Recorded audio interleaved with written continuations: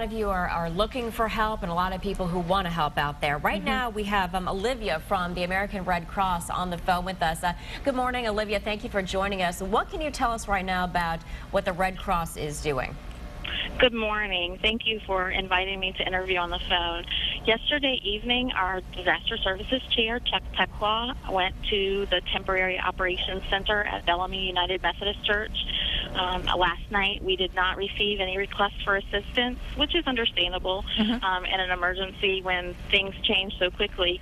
But today, we are set up, and we're not currently set up, but we'll be set up at 1 o'clock to receive anyone who needs assistance from the Red Cross or from county emergency officials on site 1 o'clock p.m. at the Bellamy United Methodist Church off of Chestnut Fork Road. Olivia, I have a question. We are getting some calls in from viewers who don't have electricity or a good form of communication, and they're wondering how you are alerting folks in the area that this emergency assistance is available. Are you going door to door, going to the neighborhoods themselves that have been affected in Gloucester County?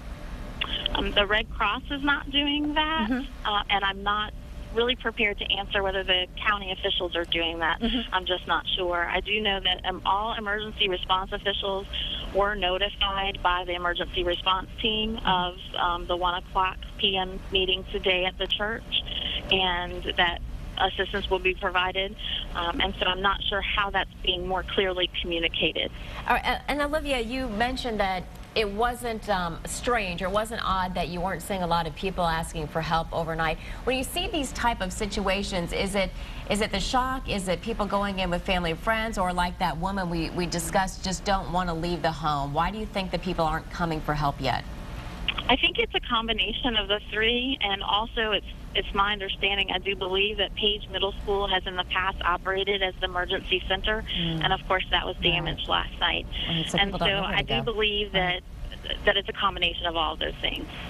All right, so people don't quite maybe know where to go. Olivia, I want to ask about people who want to volunteer. We do have lots of folks who want to pitch in and help to rebuild or to feed folks here. Are you accepting volunteers with the Red Cross? And if so, what do they need to do to help you out? Yes, we of course are always accepting volunteers with the Red Cross. All Red Cross volunteers have to process through a background check, and so we certainly will be happy to see anyone or meet anyone at the office to help them coordinate that and take care of that.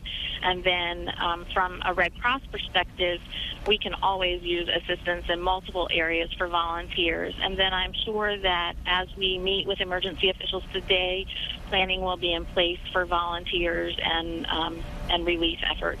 Olivia, we also see, other than manpower, people wanting to donate their time, they want to donate things.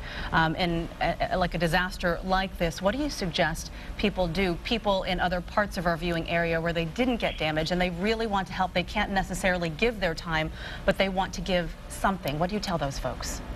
Well, I would first say that finances to your local Red Cross unit to support disaster services would certainly be at the top of our list. Financial donations would certainly be appreciated. And then secondary to that, household goods and clothing and things of that nature. As far as the Gloucester event, we will be meeting with the emergency team today and starting to get those things in the works. I just don't have the answers yet. We do not accept clothing and household goods at the chapter house in Gloucester, American Red Cross. Can you give us an idea of what kind of help specifically the Red Cross will be giving to these families, and for how long a time can they help out? Sure. Typically what the Red Cross does in any local disaster is meets with the clients, and we provide lodging for 1 to 2 nights and clothing vouchers and food vouchers to a local retail operation. Olivia, we've seen our crews, rescue crews in Gloucester and Bertie and Deltaville working through the night. What has your night been like, or volunteers with the Red Cross?